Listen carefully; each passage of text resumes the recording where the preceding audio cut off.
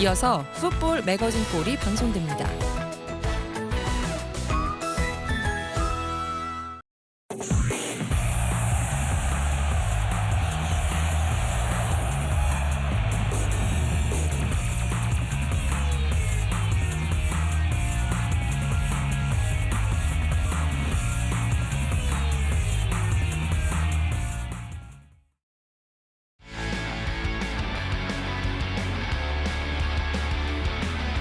안녕하세요. 풋볼 매거진 골 배성재입니다. 안녕하세요. 박선영입니다. 이번 한 주간의 날씨처럼 축구 소식도 좀 흐렸다 맑았다를 반복했습니다. 네. 조금은 오락가락했다고 볼 수 있겠는데요. 국가대표팀 소식 때문에 축구 팬들이 상당히 좀 먹구름이 머릿속에 잔뜩 끼어있는 느낌이었는데 손흥민 선수가 프리미어리그에서 아주 시원한 골을 연속으로 기록하면서 아주 쾌청한 느낌을 주기도 했습니다. 네, 맞습니다. 지난 주말부터 연이어서 아주 기분 좋은 손흥민 선수의 골 소식이 있었죠.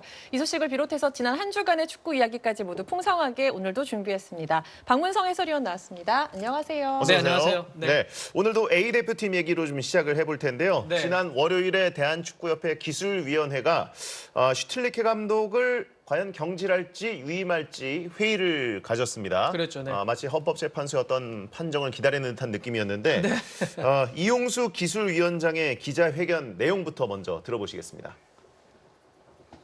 슈틸리케 감독을 다시 한번 신뢰하며 다음 경기를 준비할 수 있도록 결정을 했습니다. 이제 남은 시간 동안에는 비상사태라는 것을 생각하고 최선을 다할 수 있게끔 준비를 하려고 합니다. 슈틸리케 감독님에 대한 평가는 최근에 한 경기만 가지고 평가하는 것은 좀 적절치 않다는 판단이었습니다. 아시안컵서부터 2차 예선 그리고 최종 예선까지 전체적으로 감독님이 해온 부분을 평가를 했을 때 우리가 다시 한번 신뢰를 주면 좋겠다는 결정으로 이어졌습니다. 최대한도로 대표팀의 보탬이 될 수 있는 코칭 스텝이나 아니면 또 다른 인원의 보강이 필요하다면 적극적으로 기술위원회에서는 추천하고 또 감독님께도 말씀드릴 생각입니다. 가능성에 대한 준비는 기술위원 차원에서는 준비를 할 것으로 생각이 됩니다.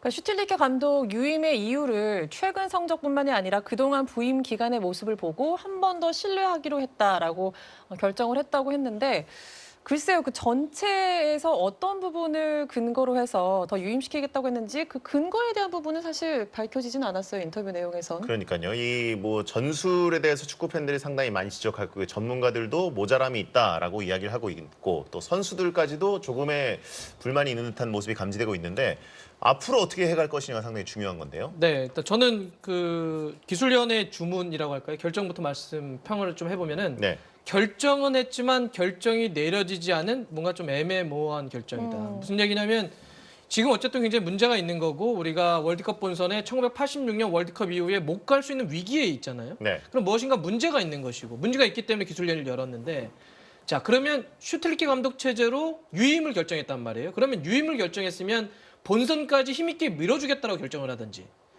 근데 지금 그것도 아니고 월드컵 일단 본선 가면 그때 가서 다른 결정을 할 수 있겠다라고 하는 아주 애매한 말투를 썼단 말이에요.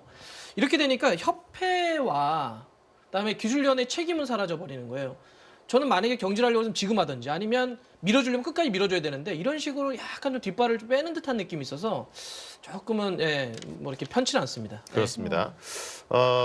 경험 많은 수석 코치를 추가로 합류를 시키고 또 6월 카타르 원정 경기 결과에 따라서 경질 여부를 다시 논의할 수 있다. 이런 애매한 판단을 내리고 말았는데 그렇게 그랬죠. 되면 그때 가면 사실 경질이 중요한 게 아니라 한국 축구 자체가 뭐 멸망할 수도 있는 위기거든요. 사실 그렇죠. 네. 어떤 결정을 내릴지 상당히 궁금합니다. 네, 약간...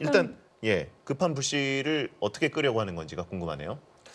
그렇습니다. 일단은 그 중요한 거는요. 일단 지금 유임 결정을 내렸기 때문에 이제는 한국 대표팀이 그동안 계속 이어왔었던 월드컵 본선행을 갈 것이냐와 더불어서 간 이후에도 우리가 월드컵 본선에서 어떤 성적을 낼 것이냐. 즉 대표팀의 경기력을 어떻게 끌어올리느냐가 관건입니다.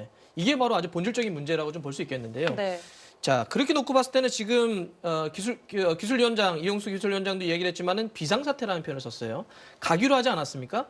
지금 이 상태에서 그러면 보완을 좀 해줘야 될 텐데 리더십이나 전술적인 측면 그동안 문제 제기를 했던 거에 대해서 지금 할 수 있는 것은 일단은 코치진의 보강이 현실적입니다.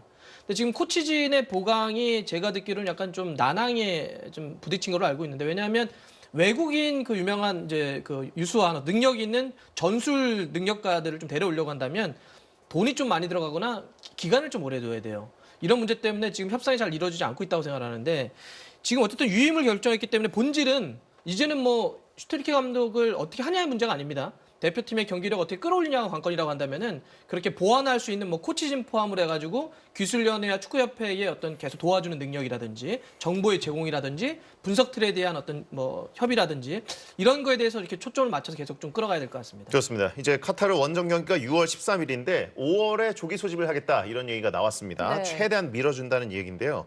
우리나라는 86년 멕시코 월드컵부터 이제 9회 연속 본선 진출을 노리고 있습니다. 당연히 이번에도 본선에 진출하겠지라는 생각을 하는 것은 이제 축구 팬들은 거의 안 하고 계신 것 같고 이제 축구협회도 해서는 안 되는 생각인 것 같은데요. 결과를 지켜봐야 되는 상황이 돼버렸네요. 그냥. 네. 네. 어쨌든 좀 잘 됐으면 좋겠고요. 모두 한 마음으로 이렇게 지켜보고 있으니까 좋은 결과를 좀 받아들였으면 좋겠는데요. 대표팀 이야기 들으면서 좀 마음이 많이 갑갑하셨을 텐데 좀 가슴이 뻥 뚫리는 소식이었으면 좋겠습니다.